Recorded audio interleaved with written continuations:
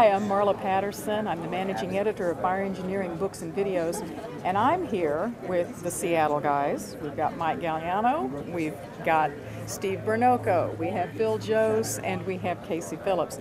They're the authors of our fire engineering bestseller, Air Management for the Fire Service. And we want to talk to these guys today. Normally we're talking about their expertise in air management training. Today we want to talk to them about their experience in authoring a book. Air Management was their first book for fire engineering, and they accomplished two things. They not only created a fire engineering bestseller, but they worked together as a team of 4 authors, which is highly unusual, and created a wonderful text for us. And we wanted to talk to them just a little bit about that experience. What were their expectations going in, and what did you learn throughout the process? So to start off, how did you, once you decided that you wanted to write this book, what did you expect the experience to be like? And how did you decide to split up the workload, working as a 4-man team, which was actually quite a feat? Well, we're lucky, we're buddies, we get along great, so if you're not really close buddies, don't write a book. It is challenging, trying to make one voice, trying to get all the details together. I think the thing that helped us the most was dividing it up into sections, and Casey, Phil, and Steve were primary authors on a percentage of the book, and then we all would edit that chapter and bring it into one voice. We caught a lot of errors in each other's chapters. We fleshed out things and made it much more in line with the concepts that we were trying to teach. And we also even added a few chapters at the end based on interactions that we'd had. Don't be too spooked about writing. You have a lot of good stuff in here. The nice thing is we have good editors that can help us when we don't have maybe the technical expertise of a particular point. We're able to get help with that. The best thing we did was come up with the vision, divide it up into chapters, and then let each other edit the stuff, and that worked out very well. Well, I think that, I mean, if you don't have a group of 4, and we had a lot of people that wondered if a group of 4 could really pull it off, and I really looked at it as an advantage to have some people that I trusted and I knew had my back, would support me through the process. And so even if you don't have co-authors, I think it's going to be important that you have somebody that you can send that information to, even if it's 2 or 3 trusted people, to just people who are willing to be brutally honest too, and read the material and edit it and send it back to you and say, hey, I don't know what you're trying to say here, but this makes no sense at all. You know, those kind of things. Certainly, you know, obviously you're not going to get your feelings hurt when you get your edits back, but you're going to need somebody or 2 or 3 people that you can legitimately bounce the ideas off, that have a squared away vision of where you're trying to take it, but also understand the fire service, understand the culture, understand how things are going to play, so that not that you need to bend your will, but you need to understand where you're coming up against the resistance that might be there, where your message is going to fold right in. I think as an author, it's nice to have someone who can sort of line that out for you, so that you have a clear vision and understanding of how your writing is being received by someone, which is different than in many times how you intended it to be received. So just have somebody that you can trust take a look at it. Pointed out a good point, was the fact that we were first-time authors. Never having written a book before, although having written a few articles, it was a little bit of a daunting task. And here was what I impart to future authors: simply this, is that if you have an idea that's percolating in the back of your head and you have passion behind it, write. Simply write. Because you have helpful staff at Fire Engineering. Perhaps you have other people within your circle, so to speak, that can help you edit, that you can bounce ideas back and forth with. So again, the most important thing is do something with your ideas, put it down on paper, and pour out that passion that you have about it in writing. I think the thing that I want to just impart is that writing is a process.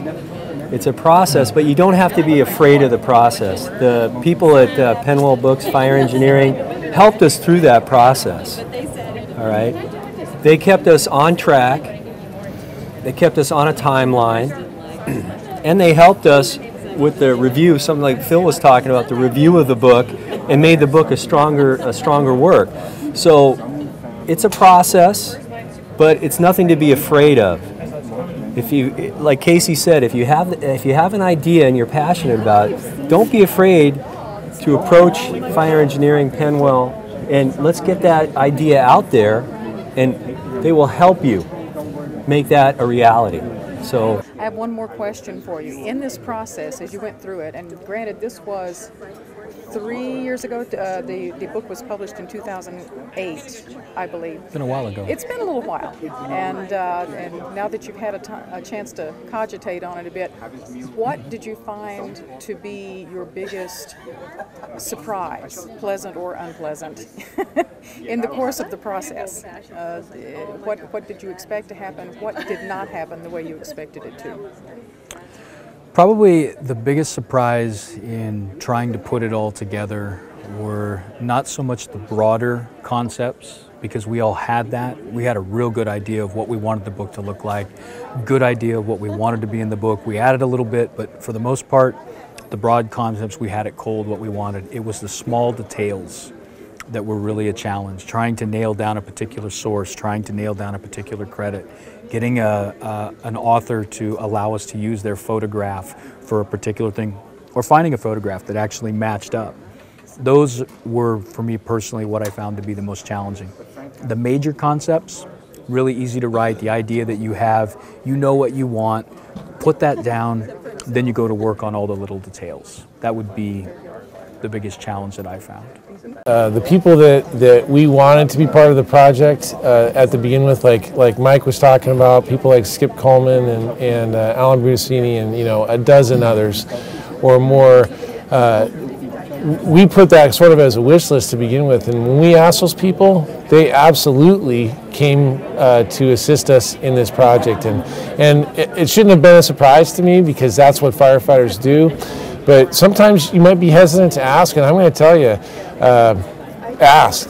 You ask for help in the fire service, people are more than happy to give it, and it was just such a wonderful experience to just have all the support from the co-authors, from the books people, everything from the editors to the cover designers. Everybody is looking out for your best interest, and that's a really nice thing. And when you see that final product, man, you just can't believe that you're part of something like that, and to have that kind of opportunity is just a blessing.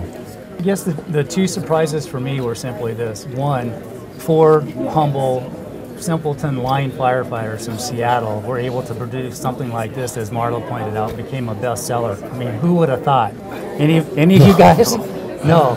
And the second thing is how much opportunity the book has actually provided for us in terms of networking. It's been absolutely amazing.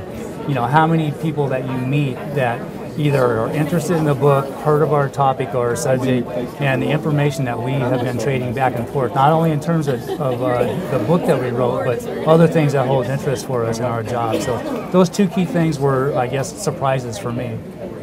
Well, I was just, again, surprised at the process in terms of it. We had to stay on task. And for a guy like me, a truck guy, that's a tough thing to do. We had to stay on task, and the people at Fire Engineering kept us on task. And then that's a good thing. That was a pleasant surprise. They kept us working, they kept us focused, and they kept us looking at that goal, what Casey just talked about. So for me, that was the biggest thing. Thank you. Those are some great comments. You know one other, and I bet they would all say this, writing the book wasn't as mystical a thing as I first thought. You think of writing a book and you go, the angels, oh, it's not. It's hard work. It's sitting down at a desk, and it is crafting and perfecting and pushing and challenging, and you can do it. You really can. So. Thank you. What they have spoken of here are some really important ideas for new authors, and it's wonderful to hear it from their experience. Most of our authors are individual authors. They are not working in a team as these guys did. However, what they are exhibiting is how you can bring other people into your project to help you craft your idea, to help you review your idea, to bounce these things off of other people and get additional feedback, and then come in with the most solidly crafted proposal that you can. We're more than happy to help you with that here, and there are wonderful ways to reach out to the other experts in your field and people that you know to get your assistance. You too can be a fire engineering author. Thank you.